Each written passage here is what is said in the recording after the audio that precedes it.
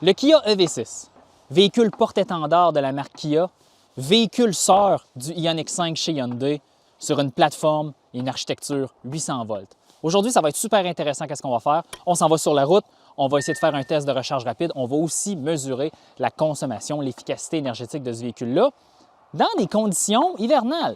On a une petite neige, il fait moins 2 degrés Celsius, donc ça va être super intéressant aujourd'hui. Qu'est-ce qu'on va faire? Aussi très important, je voudrais remercier le partenaire de cette vidéo, le partenaire qui rend tout ça possible, JN Auto, concessionnaire de véhicules usagés d'occasion dans la région des cantons de l'Est. Ils ont une énorme sélection de véhicules électriques, des Tesla, des Polestar, Ford Mustang Mach-E, j'ai vu un ID4, j'ai vu un Ioniq 5. Il y a du choix pour tous et pour tous les goûts. On a même une grande gamme de véhicules hybrides branchables. Alors, pour tous vos besoins de véhicules électriques, pensez à jnauto.com. Donc, on est maintenant à l'intérieur du Kia EV6. On va démarrer le test bientôt.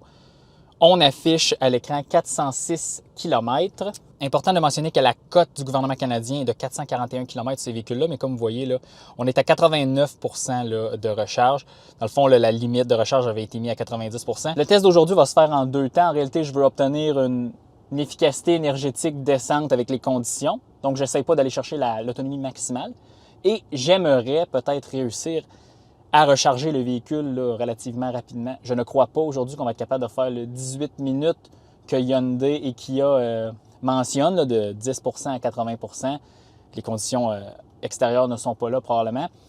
Mais regarde, on va voir ce qui va arriver. Il y a une toute nouvelle station Electrify Canada qui a été ouverte dans les environs de Sherbrooke. Donc là, on devrait avoir des chargeurs flambant neufs. Essayons de voir si ça fonctionne.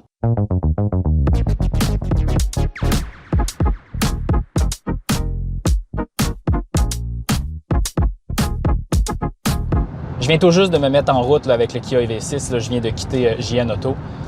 Aujourd'hui, la route, ça va être assez simple. Autoroute 55 Sud en direction de la frontière américaine. Ensuite, rebrousse chemin. On remonte, on fait des allers-retours là, pour drainer la batterie. Là. Et aussi arriver là, à très bas niveau de charge à la nouvelle station Electrify Canada là, à Sherbrooke là, pour tenter de faire ce fameux test de recharge rapide avec un véhicule sur la plateforme EGMP de Hyundai. Dans le fond, ça fait 1 an que je veux faire ça. Donc, ça va être super intéressant. Je viens tout juste de partir, faire des petites mises à jour là, au courant du trajet. Puis, si je découvre des choses intéressantes, bien, je vous en reparle.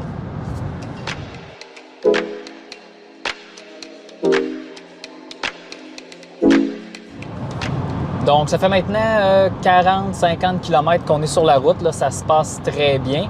Puis la chaussée là, est maintenant là, très dégagée. Donc ça, c'est super. Parce qu'aussi, ça fait que le système de régulateur de vitesse et d'assistance à la direction fonctionne. Parce qu'au début, ça ne fonctionnait pas du tout. J'étais un peu déçu. Mais le HDA, là, comme on appelle chez Hyundai, le Highway Driving Assist, fonctionne maintenant très bien. Je suis très satisfait. C'est très stable. Ça ressemble beaucoup là, à tous les systèmes très évolués. Volvo Pilot Assist, le Blue Cruise chez Ford. Le système Toyota qui est vraiment pas si pire. Aussi le Tesla Autopilot. Tesla Autopilot beaucoup plus avancé, beaucoup plus de fonctions réactives, réagit mieux dans plusieurs situations. Mais pour une assistance sur l'autoroute, HDA, super. Puis là, en fond, on va faire une petite mise à jour directement. Là, on roule sur l'autoroute, on suit la circulation. Consommation moyenne 24,6 kWh par 100 km ou 246 Wh par kilomètre là, pour les puristes de Tesla, puis c'est bien correct. Donc, c'est correct. Ça ressemble beaucoup à Volkswagen ID4 sur l'autoroute l'automne autour de 9 degrés. Là, on est à 0 degrés Celsius. Donc, pour l'instant, c'est bien. 329 km restants d'autonomie.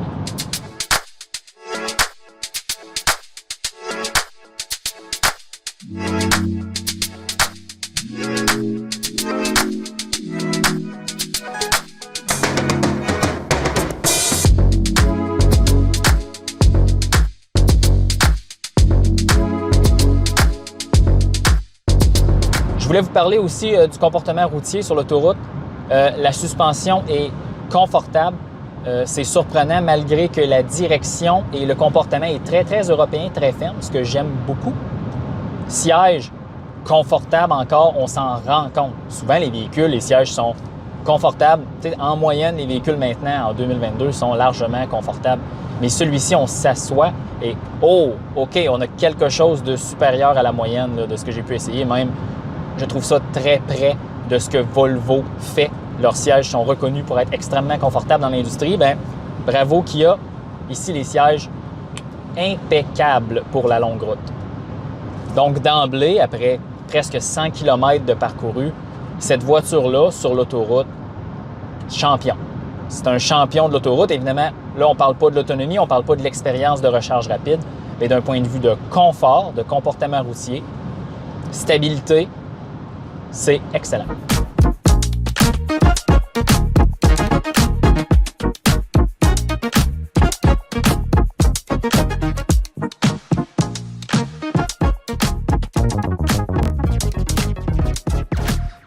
On est maintenant à Stansted, là, tout près de la frontière américaine. Je vais vous montrer les statistiques dans un instant. Donc, 100 km de parcouru, 236 km d'autonomie restante. Voyez-vous, on était parti à 400 km. Là, ça, 100 plus 236, ça fait 336. Donc, on a perdu 70 km. Bon, OK. Évidemment, la consommation énergétique lorsque j'ai effacé l'ordinateur de voyage était à 16,5 kWh par 100 km. Donc, le véhicule probablement n'avait pas été roulé beaucoup dans des températures très froides et probablement pas sur l'autoroute non plus. Évidemment, ça doit expliquer tout ça. Mais bon, peu importe. Là, petite chose qu'en lisant sur les forums puis en me renseignant, en me préparant pour ce test-là, les véhicules, le IONIQ5, le Kia V6 n'ont pas de préconditionnement de batterie. Malgré qu'ils ont une thermopompe, malgré que c'est des véhicules très, très modernes, il n'y a pas ça. Hyundai a annoncé qu'ils allaient faire une mise à jour pour ces véhicules-là, qui allait maintenant ajouter une fonction de préconditionnement de batterie lorsqu'on navigue dans le système de navigation vers une borne de recharge rapide. Un peu comme Tesla, le même fonctionnement que les Tesla. Donc, j'ai aucune confirmation si ce véhicule qui a été livré il y a de cela un mois a eu cette mise à jour. C'est un modèle 2022. Là, j'ai mis le GPS vers la borne de recharge Electrify Canada à Drummondville. C'est probablement pas là que je vais arrêter de charger. Je vais probablement arrêter à Sherbrooke. Mais bon, on va voir là, avec mon port OBD et mon petit car scanner si on voit une certaine augmentation de la température de batterie. Si vous voulez savoir à propos de la vitre arrière, bien, le design aérodynamique du Kia V6 semble être correct. Donc, on n'a pas besoin d'essuie-glace à l'arrière parce que regardez, le véhicule est assez sale. On roule, puis il y a beaucoup de gadou sur l'autoroute. Mais regardez, j'ai une bonne visibilité dans le rétroviseur et le pare-brise arrière est très propre.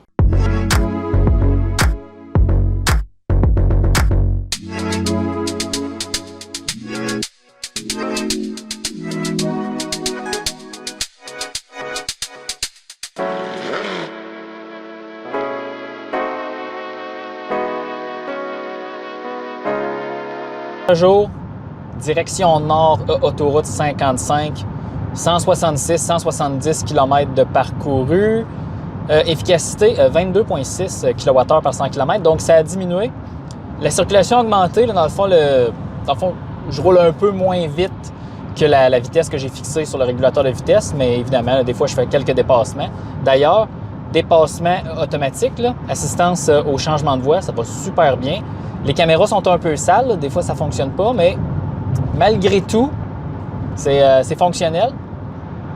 Je vous avais dit qu'à Stansted, j'avais demandé au système de navigation de naviguer vers une borne de recharge rapide à courant continu pour valider si la fameuse mise à jour là, que Kia et Hyundai veulent déployer sur ces véhicules-là est installée sur ces véhicules-là.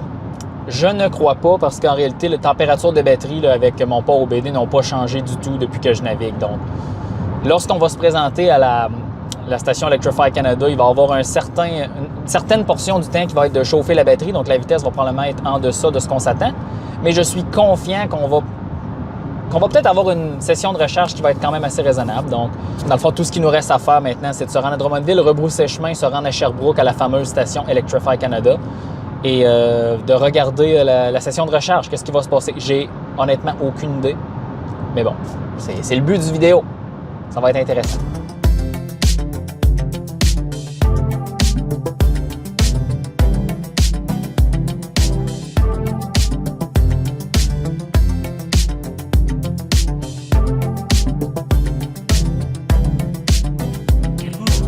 Il nous reste moins de 50 km à parcourir avant de se rendre à la station de recharge d'Electrify Canada à Sherbrooke. 230 km au compteur depuis le départ de ce test. 64 km restants, 20 de statut de charge. Je suis un peu déçu. Je m'attendais à faire plus de 300 km, disons entre 5 et 90 de statut de charge. Là, je vais faire 290, même pas 300. Je trouve ça un peu moyen. L'efficacité, 22,5 kWh par 100 km. 300 km, c'est 66 kWh. Mais mathématiquement, ça fait beaucoup de sens. J'ai utilisé cette énergie-là. C'est la capacité de la batterie. Je m'attendais à une efficacité énergétique peut-être un peu plus basse. Fait 1 degré. Mais vous me direz, si vous avez un Ioniq 5 ou un V6, vous me direz, dans le fond, quand vous faites des trajets autoroutiers, quel genre d'autonomie vous obtenez. J'ai laissé le véhicule en mode normal, évidemment. J'aime ça, toujours le laisser en mode normal. Je le sais que, surtout le Kona EV en mode éco, l'autonomie est beaucoup mieux. Mais j'ai pas exagéré avec la climatisation. 20,5 degrés. En réalité, je suis allé voir dans l'écran, j'ai utilisé 1 kW en continu. OK. Rien d'exceptionnel ici, mais bon.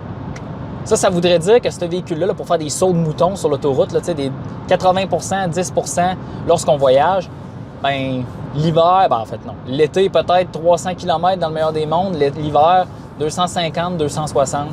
Est-ce que faire 441 km comme la cote du gouvernement canadien le dit est possible? C'est probablement possible l'été en conduite mixte. Sur l'autoroute, c'est probablement pas possible du tout.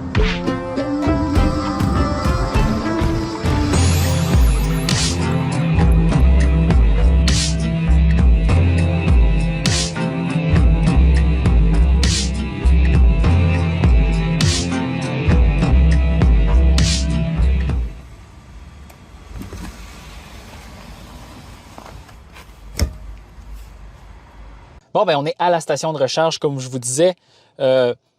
J'adore que directement dans le combiné d'instruments, là, on a la vitesse de recharge affichée. Il faut juste des fois appuyer sur le petit bouton OK, puis allumer le véhicule, là, mais bon, pas si pire que ça. On est à la station de recharge de Sherbrooke, comme je vous disais, flambant neuve, puis la station de recharge est gratuite en plus, donc ça, c'est tant mieux.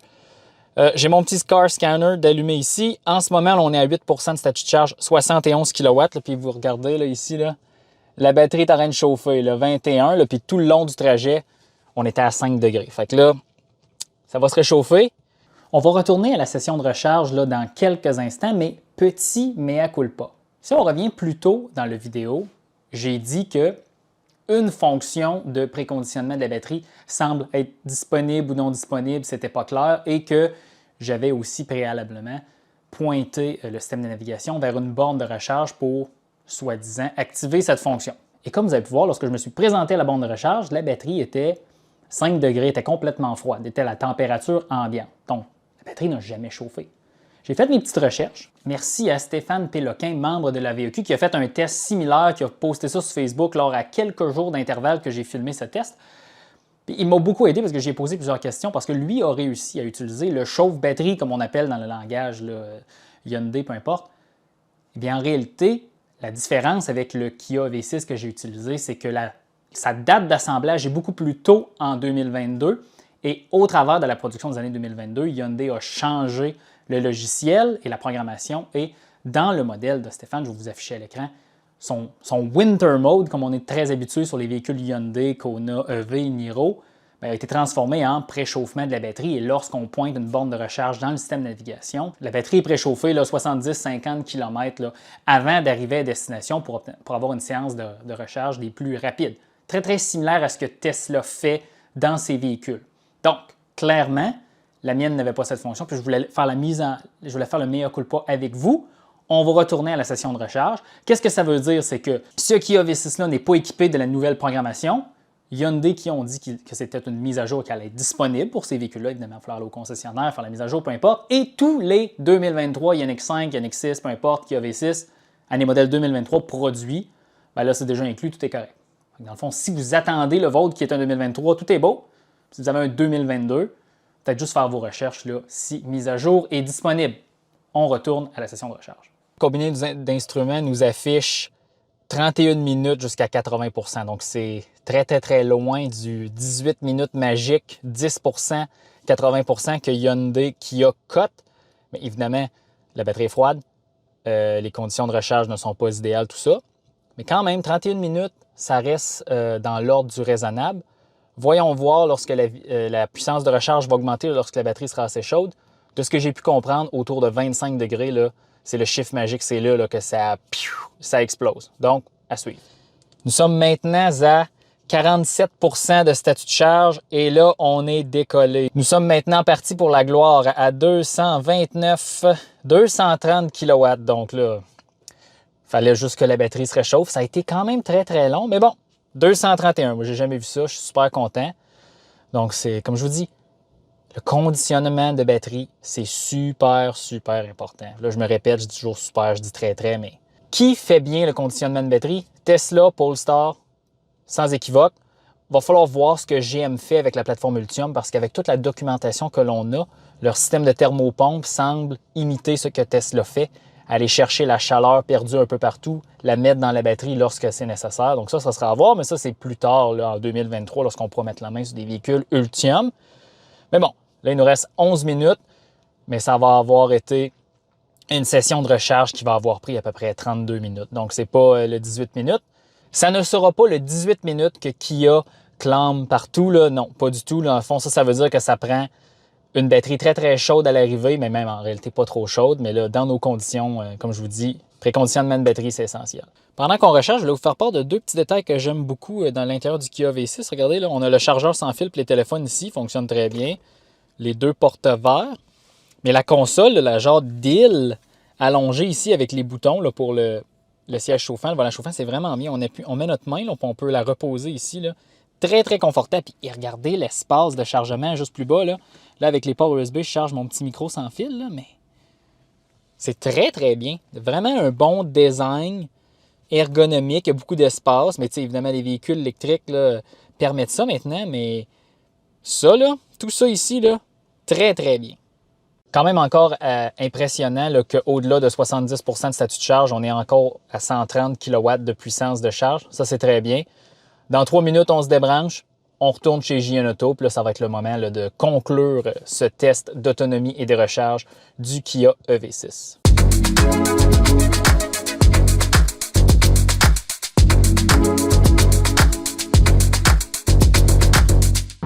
Donc, on est maintenant sur le chemin du retour. Il nous reste 40 km à faire. Si on simule un défi 500 km avec ces véhicules-là, où est-ce que le Kia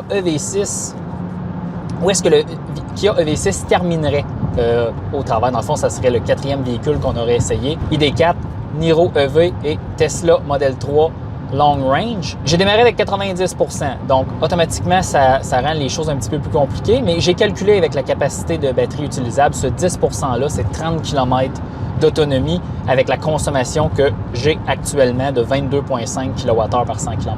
Donc, supposons que pour le premier segment avant la première recharge, j'aurais parcouru 306 km. Donc, 306 km avec la vitesse moyenne que j'ai eue toute la journée, c'est 100 km/h. Donc, ça aurait pris 3 heures environ.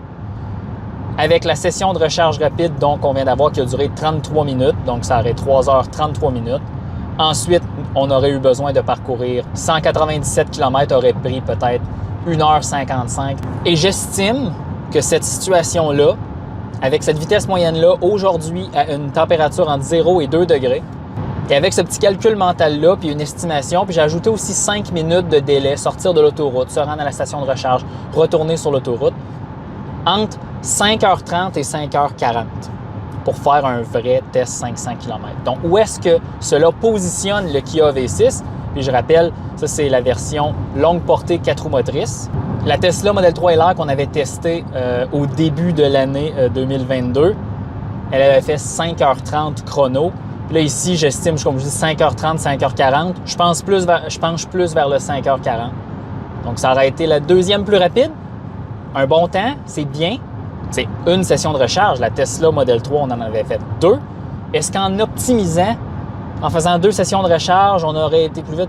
Je crois pas, là, parce qu'il n'y a pas assez de bornes de recharge rapide à 800 volts là, au Québec là, pour faire ça. Puis soyons logiques, quand les gens voyagent avec des véhicules électriques, ils ne font pas 12 arrêts. Là, ils vont optimiser leurs arrêts aussi pour joindre ça avec un repas ou une pause à la salle de bain. Donc, disons 5h35. La Tesla Model 3 a fait 5h30. Si ce test-là aurait été fait l'été, ce véhicule-là aurait gagné. probablement parce qu'on a eu une consommation un peu plus faible. Et la recharge rapide, théoriquement, aurait été beaucoup plus rapide, là, au moins là, 10 minutes plus rapide.